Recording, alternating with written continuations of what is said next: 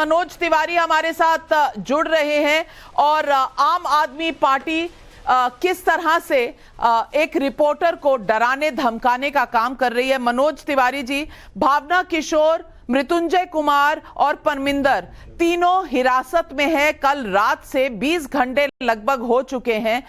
एक पत्रकार को इनविटेशन पर एक पब्लिक इवेंट चीफ मिनिस्टर का अगर अलाउ नहीं किया जाए और उसके बाद उसे अरेस्ट कर दिया जाए और उसमें ऐसे ऐसे सेक्शन लगा दिए जाए, तो क्या इसमें शीश महल के बदले की भावना की बू नहीं आ रही आपको?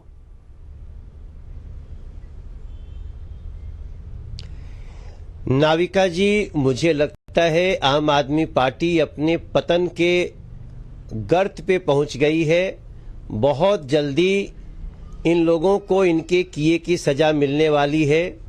कल मैं पंजाब में ही था जब ये घटना घटी और हम लगातार देख रहे हैं कि जिस प्रकार से इनका पर्दाफाश हुआ है, इनके चरित्र का, इनके भ्रष्टाचार का, इनके शीश महल का, तो अब इनके पास कुछ बोलने को तो रह नहीं गया। अब ये पत्रकारों को पनिशमेंट देने के ऊपर आगे बढ़ रहे हैं। और मेरा मानना है कि नविका जी, आपका ये कदम, आपके चैनल का ये कदम, ये चाहे लाख कुछ कर लें, अब इन लोगों को जनता भी अपने नजरों से गिरा रही है। कल मैं 15-15, 20-20 हजार की सभा किया और उस समय मुझे सभा में पता चला, मैंने सभी को ये बात सूचना दी। मैं हैरान हूं कि एक पत्रकार को इस तरह से आप झूठी बात करके FIR करवा रहे। ये तो SC समाज के साथ भी बड़ा धोखा है। अगर इस तरह से इस कानून का दुरुपयोग किया जाएगा तो सही मायने में जो केस होते हैं उनको भी लोग शंका की दृष्टि से देखेंगे। तो मैं समझता हूं पूरे समाज को इसका प्रतिकार करना चाहिए। और मैं आपको विश्वास दिलाता हूं, कल रात में लुधियाना जहां वो बच्ची बंद थी, वहां भी लुधियाना के बहुत सारे आम लोग वहां थाने पे थे और पंजाब के गली गली गांव गांव में इसकी गूंज पहुंच गई है। चौथा स्तंभ का हम सम्मान करते हैं।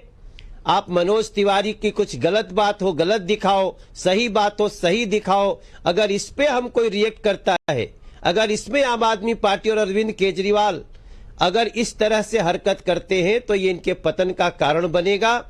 बाकी चौथा स्तंभ हमेशा निष्पक्ष रहा है और हम समझते हैं इस डरा धमका के निष्पक्षता को तोड़ा नहीं जा सकता।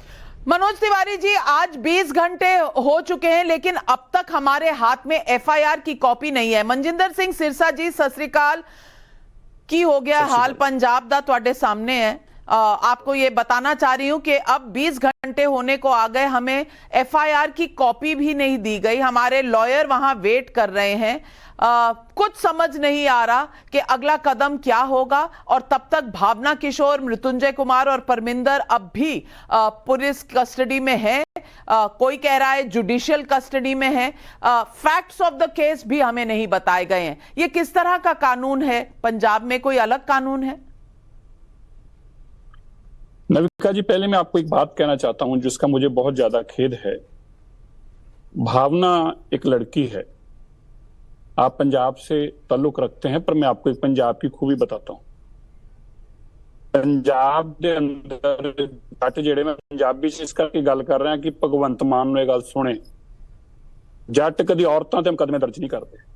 जट सब कुछ कर सकता है, जट जान दे सकता है, जट जान लै सकता है, पर जट कदी किसी औरत ते मुकदमा दर्ज नहीं करता। यह सब तो नीवें पद्धर का काम भगवंत मान ने किया है। अज जट्टां नूं भी इसने बदनाम किया है। क्या यार, इन्नी शर्म की बात है? ये कोई सीमा ही ना हो यार।